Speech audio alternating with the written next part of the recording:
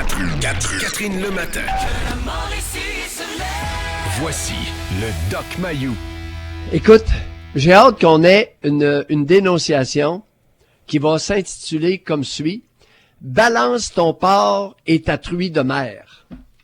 Alors voilà, donc ça c'est entre autres ce que le docteur Mayou nous a dit hier. On parlait de l'hypocrisie féminine, du silence parfois de certaines mères de famille. Docteur Mayou, bon début de journée. Oui, Catherine, Raphaël et Serge. Bon matin. Intéressant. Oui, c'est... Intéressant. Je vous écoutais avec beaucoup d'intérêt. Oui, j'imagine, ça vous concerne. J'espère. Non, je suis un peu tannée de ça. Et je dirais pas dire aux gens comment faire leur travail, mais je trouve ça un peu fatigant. Des fois, je trouve qu'on veut vous faire mal paraître. Bon, le docteur, tu sais, le premier réflexe, tu vois ça. Bon, le doc Mayou, il a encore dit n'importe quoi. Ben non, c'est pas n'importe quoi. Ça m'énerve. Et ça peut te rassurer, Catherine. Oui. Plus on essaie de me faire taire, habituellement, oui. Plus j'ai visé une cible significative. Je le sais, oui. Mais c'est parce que c'est un couteau à double tranchant. On vous accuse de faire des citations plutôt explicites pour avoir des codes d'écoute, mais en même temps, le Huffington Post, ce qu'ils font, c'est utiliser une partie de votre citation pour avoir des clics. Mm-hmm. Ça fonctionne pas. Ben oui. Vous avez compris ça, hein? Ben oui. Voilà. Et Catherine et Raphaël, oui. Hey, ce matin, Toronto la menteuse. Oui. Écoutez, hier soir, je me suis fait attraper, c'était plat. J'ai écouté ce qui se passait à CBC. OK. Alors, CBC, Radio-Canada, du côté anglophone. Et c'était écoute, il y a eu un débat qui n'en finissait plus sur la petite qui a menti. Oui.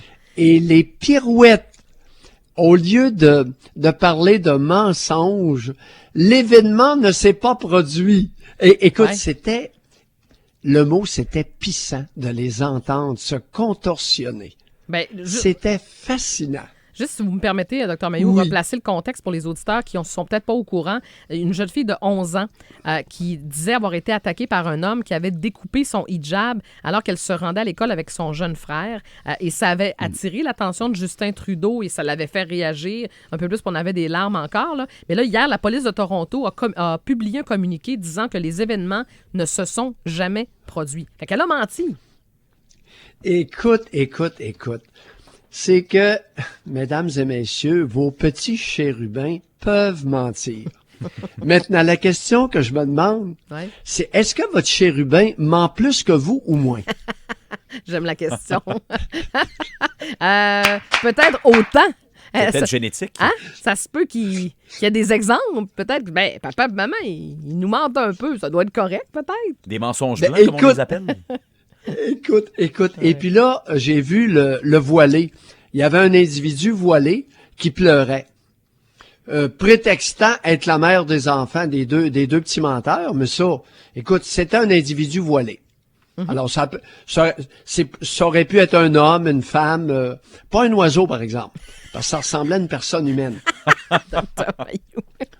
Au moins, on sait que c'est pas un oiseau. C'est pas pire. Bon, oui, c'était un individu voilé. Ouais. Et puis voilé, on voyait seulement les yeux. Puis, écoute, on peut même pas distinguer le genre. Alors, ça peut être n'importe qui. Toujours est-il que Toronto la menteuse, souvenons-nous de l'affaire Ghomeshi, ces 3 femmes qui avaient menti sous serment effrontément. Mm-hmm. Coudon, qu'est-ce qu'il y a dans l'eau de Toronto pour qu'on mente aussi libéralement? Oui, il y en a d'autres. Vous avez entendu le mot libéralement? Libéralement, oui, j'ai bien compris votre jeu de mots. Écoute, Sophie devait être en maudit hier. Pourquoi vous dites Sophie en particulier? Sophie, puis avec raison. Elle a toute ma sympathie parce que Justin s'est fait attraper mal sale vendredi. Alors, c'est plate. Ouais. Et là-dessus, je le dis sérieusement, je suis pas cynique un matin. Non, je comprends. De se faire attraper par des maudits crotons, là. Oh, ça, c'est plate, cette histoire-là. Puis, Dr Mayou, je fais référence à une histoire qui s'était passée au Québec, à Québec l'an dernier. Souvenez-vous, on en avait parlé dans les médias. C'est cette jeune fille qui disait que grâce à ses cours de taekwondo, qu'elle s'était sauvée d'un agresseur. Puis que puis là, son père aussi s'était fait prendre là-dedans. Puis grâce aux cours, ma fille. Puis finalement, c'est pas ça. En fait, c'est pas vrai ce que je vous ai raconté. Des gens qui mentent, ça existe. C'est pour ça que, dans tout le mouvement, là, dans le mouvement qui est sorti, à un moment donné, je pense que c'est Françoise David qui disait « On vous croit ». Oui, mais il reste toujours un pourcentage de gens qui peuvent peut-être mentir. Il y a des gens qui mentent sous serment au palais de justice. Qui peuvent. Hein? Ben oui. Et je pose la question parce que là... Il y a des policiers qui mentent sous serment au palais de justice. Voilà, c'est ça. Mayou a déjà été témoin. d'un policier qui avait dit, concernant quelqu'un qui avait eu un accident d'auto, qu'il y avait très peu de sang. Alors que le client m'avait dit que il était beurré de sang. Imaginez le miroir, OK? Mm-hmm. Il s'est fait rentrer dans le derrière à un arrêt et il s'est cogné la tête sur le miroir qui a cassé. La tige derrière lui a lacéré le crâne sur 4 pouces. Cher policier, Mayou, il a vérifié la cicatrice. Ouais. 4 pouces, 10 cm. Essayez de vous faire une lacération du crâne 10 cm. Je peux vous assurer que vous allez être beurré de sang. Ben oui, j'imagine. Ça doit saigner pas pire, ouais. Bon, alors là, si ton souvenir est inexact, si tu t'en rappelles pas, dis « je m'en rappelle pas ». Mais, écoute, 10 pouces sur le crâne, là, en plein sur la tête, là, ça saigne, c'est impressionnant. On dirait une hémorragie. Oui. Mais quand on pense, OK, je vais l'élargir le dossier ce matin parce qu'on parle des mensonges. Tu sais, on se rend compte qu'il y a plusieurs personnes qui se mentent à eux-mêmes. Tu sais, ça c'est... Non! Ben qu'est-ce que tu nous sors ce matin? Mais Catherine, t'es en feu! Peine de mort il y a quelques minutes, le mensonge à soi. Bon. C'est un gros matin. Mais qu'est-ce que t'as mangé, toi, hier soir? Ben, je veux me retrouver dans l'Huffington Post aussi, moi. J'aimerais ça être mal cité, puis juste qu'on sorte un mot que j'ai l'air d'une espèce de folle furieuse. Non, mais il y a ça. Est-ce que ça se peut que, à force de se mentir à soi-même, il me semble que ça peut nous influencer de mentir de temps en temps. Tu sais, des petits mensonges qui font pas mal. Est-ce que... c'est ça qu'on observe, Dr. Mayou. Alors, il y a des individus, effectivement. Catherine, on va parler un peu plus sérieusement de ce sujet-là. Ouais. Écoute, il y a des individus qui fabulent. OK? Oui. Et c'est une naissance. Ah oui? Il y a des individus qui naissent menteurs, fabulateurs. Ils élaborent des histoires souvent complexes et ils meurent comme ça. Alors, soyez prudents avec des adultes. Vous en avez autour de vous. Il y en a pas beaucoup, mais il y en a. Alors, dans presque chaque famille, il y a 1 ou 2 fabulateurs ou fabulatrices. Ça peut être un homme ou une femme. Ouais. Alors, c'est équitablement réparti, ça, la fabulation. OK. Et ce sont des histoires, dépendamment du niveau d'intelligence du fabulateur, ça peut être assez complexe comme histoire. Oui, puis ça dépend dans quoi tu fabules aussi. Oui. Et il y a des individus qui se mentent à eux-mêmes, mais c'est suite à un blocage chez leur inconscient qui les amène à un phénomène de déni. OK? Ils nient la réalité et ensuite vont se raconter une histoire à eux. Mais c'est suite au déni. Oui, je comprends. Donc, qui est un mécanisme de défense inconscient. Oui. Donc, ça fait trop mal. Il y a quelque chose qui fait trop mal, une blessure qui est là, puis c'est plus facile. Le mécanisme qu'ils ont développé, c'est ça, c'est d'être dans le déni. Donc, exemple, ma mère a été une sainte. Elle allait 3 soirs par semaine au bingo et me laissait avec mon beau-père. Mais c'était une sainte. Et à chaque fois, le beau-père, c'est des cas que j'ai eus, là, le beau-père copulait la jeune d'11 ans. Oui.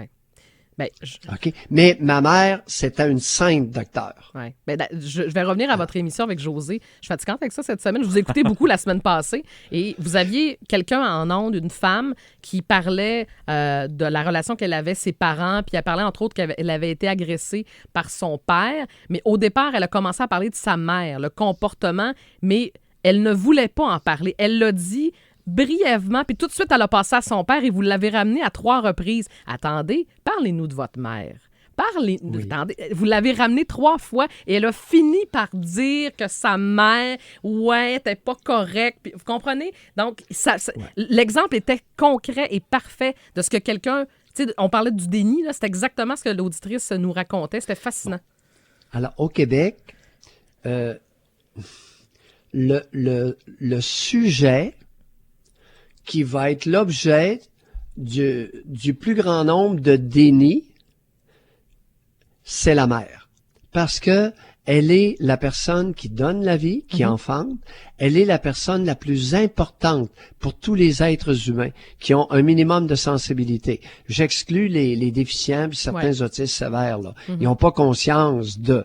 OK? Ouais. Mais pour ceux qui ont un minimum d'intelligence et de conscience, la mère est la personne la plus significative, importante, déterminante. Et si la mère est une source de déni, est-ce que ça vient plus particulièrement de la jeune fille ou du jeune garçon? Est-ce que le déni, le mensonge est plus de nature féminine ou masculine? Bon. C'était une bonne question, toi. Absolument. Alors, Raphaël, il est hot, des fois. J'essaie d'être à égalité avec Catherine. Non, arrêtez, il est hot tout court. Oui. Raphaël, en psychanalyse, OK? Je dois vous avouer qu'après 38 ans, je constate qu'il est plus difficile pour une femme d'être critique face à sa mère que pour un homme. Un peu plus. Mm-hmm. Ouais. Puis dans certains cas, plus. Ouais. OK? Maintenant, si vous me demandez pour quelle raison, je pourrais vous dire n'importe quoi, là. Mais ça, c'est un constat objectif, après 38 ans d'analyse, que c'est plus difficile, en général, en moyenne, pour une femme, de voir sa mère comme elle a été avec elle que pour un homme. Mm-hmm. Il y a une certaine différence, mais qui est pas énorme non plus. Et Dr Mailloux, si on le transfère, est-ce que pour un homme, est-ce que les hommes, puis de façon générale, avec votre observation, ont plus de facilité à voir comment leur père était avec eux, à voir la réalité? Ben oui, ça c'est facile. Oui? Ça, c'est... Ah oui? Oui. Okay. Oui. Alors, pour un homme de voir son père comme il a été, c'est relativement facile. OK. Et maintenant, beaucoup moins pour une femme adulte de voir son père comme il a été. Ah oui? Beaucoup. Là, la différence est énorme. Ah. Parce que il y a au Québec une épidémie de pères amoureux de leur jeune fille. Ouais, ça, il y a au Québec une épidémie actuelle de pères amoureux de leur jeune fille de 6, 7, 8, 9, 10, 11, 12, 13, 14, 15, 16, 17, 18. Pas bien. J'ai toujours froid dans le dos quand vous dites ça. Mais comment on peut se rendre jusque-là? Comment un père peut se rendre à aimer autant sa fille? Raphaël, t'es hot à matin. Attendez, il va aller réfléchir. Voulez-vous qu'on prenne une pause? Moi, j'ai l'impression, j'ai l'impression qu'on a une tare culturelle. Il y a beaucoup d'hommes tarés au Québec et ça va transparaître, entre autres, dans la transgression père-fille. Raphaël, il transgresse l'espèce d'interdit naturel. Tu ne peux pas convoiter et accoupler ta fille. Mm-hmm. C'est comme si pour eux, c'était acceptable. Laisse-la à un autre homme. Et à part, écoute, je suis ouvert, là. Moi, j'ai l'impression que dans la nation canadienne-française, on a un gros pourcentage d'hommes qui sont tarés, qui sont porteurs d'une tare en eux-mêmes, et ils sont pas capables de voir leur fille comme étant leur fille et non pas une femme. Et ils voient dans la petite de 8-9 ans, ben écoutez, un matin, pour ceux qui trouvent que je délire, là, lisez le Nouvelliste à la page 2. Ouais. C'est un bon exemple. Régent Lefebvre. Oui. Bon, puis plusieurs Écoute, autres. abuser sexuellement d'une petite de 9 ans. Ah, je sais rien. Hein? Puis c'est il y a pas longtemps, là, ça, là. Ouais. Le gars, 75, maire, député. Mais écoutez, il voit dans la petite de 9 ans une femme. Puis il la convoite sexuellement. Et Dr Mailloux, il t'a tout... Alors, il y a des pères, des Régent Lefebvre, qui font ça avec leurs filles, là. C'est plein au Québec. Ouais. Mais les manifestations sont très différentes. Oui. Mais écoute donc, Dr Mailloux, on l'a échappé à où? On l'a échappé à quel endroit dans le détour? Parce que, tu sais, de voir une fille de 9 ans comme une femme, je m'excuse, mais t'as un sérieux problème entre les deux oreilles, puis t'as toute une déviance. T'as une tare. C'est une tare. OK, ben... C'est une tare, et écoutez, étrangement, et vous m'expliquez ça, je vous pose une question. Comment se fait-il que la transgression sexuelle dans les familles ou chez certains pédophiles, chez bon nombre de pédophiles, comment se fait-il, comment je vous dirais bien ça, là? J'essaie de vous aider, mais je sais pas. Hein. Non, écoutez, c'est pas. On va en reparler. Okay, on va y revenir parce que okay, je m'interroge. Écoute, j'ai passé ma vie à m'interroger là-dessus. Oh, je le sais. Puis vous en avez observé des cas. Alors oui, ça me revient. Ah, oui. Alors, comment se fait-il que la transgression sexuelle d'un adulte avec un enfant de son sang soit aussi fréquente, aussi prévalente chez les hommes et aussi rare chez les femmes. Mm-hmm. Comprenez-vous mon dilemme? Oui, je le comprends très bien. J'ai aucune réponse à vous donner. Bon, il y a des femmes qui aiment, des femmes amoureuses, des mères amoureuses de leur fils. Oui. Il y en a rien qu'en masse au Québec. Elle l'embrasse sur la bouche, puis mon chéri, puis Alouette. Mais il y a ça va rarement au-delà de l'élan amoureux. Oui, en effet. Et c'est beaucoup moins pressant, par exemple, des mères qui vont au Mexique, à Cuba, avec leur fils de 22 ans. Pas fréquent. Catherine, n'est-ce pas? Tu as voyagé beaucoup? Non, l'inverse est vrai. Comme moi, je voyage et j'ai voyagé avec ma mère. Ça, c'est plus fréquent d'avoir une mère et une fille partie. Mais non, une mère avec son fils de début vingtaine, j'en ai pas vu beaucoup dans le Sud. Maintenant, moi, là, écoute, régulièrement, des jeunes femmes de 21, 22, 23 ans qui sont invitées à aller dans les pays chauds avec leur père, seuls avec leur père. Écoute, médecin, policier, ambulancier. Ça aussi, je trouve ça particulier. J'aime beaucoup mon père. Vous me suivez? Mon père, moi, je m'ai invité tout seul dans le Sud. Vous me suivez? Puis là, puis là, on arrive à Cuba, puis il y a une chambre, il y a un lit double. Ouais, non. Et là, ça prend 2h30 à l'accueil pour obtenir une chambre avec 2 lits. OK, ouais. Ça se demande. Et c'est pas le père qui veut les 2 lits. Non, c'est ça, c'est la jeune fille. Docteur Mailloux, le temps file un petit peu, 7h30, on doit s'arrêter. On va continuer à réfléchir, on va en reparler dans la commission avec Robert. On vous retrouve tout à l'heure. À tantôt. Bye bye. Docteur Pierre Mailloux, que vous retrouvez dans son émission dans 2 heures avec Josée